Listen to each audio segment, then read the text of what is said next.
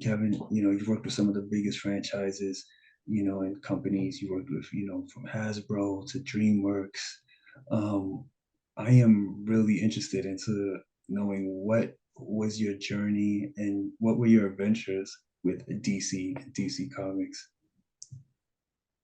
That just a few years ago, a very dear friend and incredibly talented executive who was heading up editorial over at DC, his name was Dan DiDio. That's And right. Wow. Dan is now off on his own, creating some really very, very creative stories. But at the time, he was there. And I had known Dan for many years, and he knew what I did. And he invited me to come into DC to look across their seven top titles. Batman, Green Lantern, Wonder Woman, their list of their top seven. And do two things. One was to take a look and see, the fashion at the time was to bring everything under one universe, right? Ooh, Marvel was in its heyday. I Right. think there's other discussions about Marvel to be had that because I think they're an amazing group. Um, and I'm over here working with DC, so they had some questions about was that possible? Should they do it?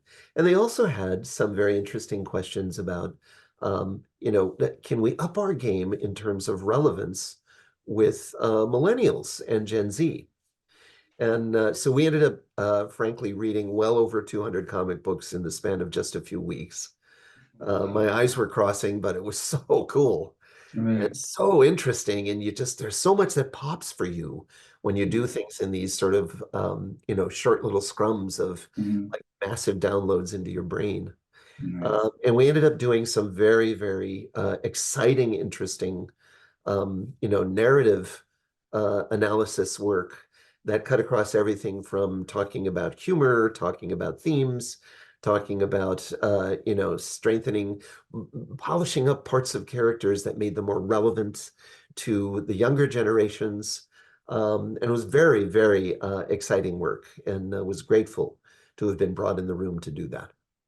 Wow, that sounds awesome. That must have been like kind of looked at like a detective's room, trying to figure out a case, and all the strings on the board connecting everything, right? Because you said like narrative themes, and you were looking for all the narrative things and all narrative themes and all the connecting stories and stuff like that. What was something that stuck out to you that you felt like, oh man, there's some real gems right here, with these characters or with these stories that maybe we should explore some more or haven't explored enough? What were some things when you were doing that narrative work at DC that really stuck out to you that made you be like, oh, look at this? Like, what were some connections you were able to find and some gems?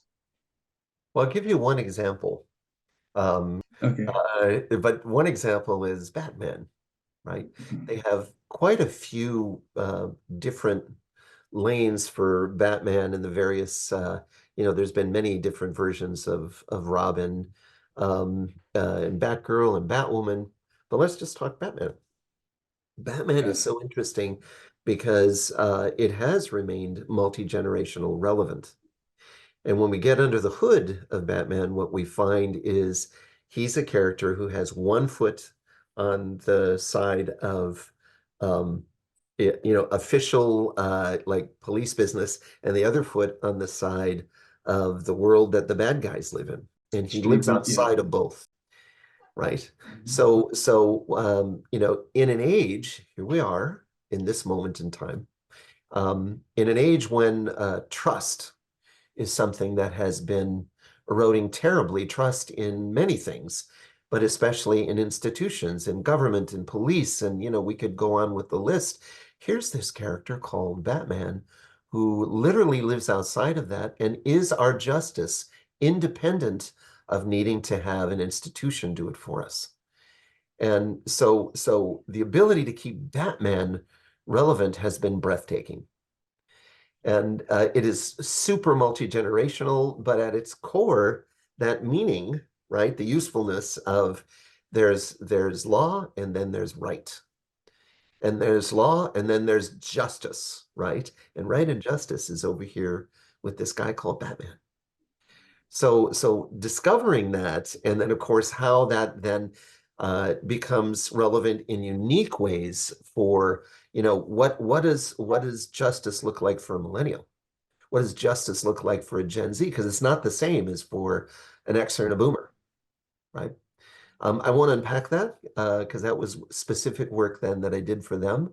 But really, really interesting to see, be able to touch and input and discuss such a powerhouse that literally had the idea at its center that could go forever, as long as you keep updating it in the right ways that keep it relevant, so that you're applying justice in ways that match the generation who is now. Man, that's amazing. That's amazing. And all for all our Gothamites out there and Batman lovers, I just want to ask you, what's your favorite Batman iteration? Oh, you can't do that.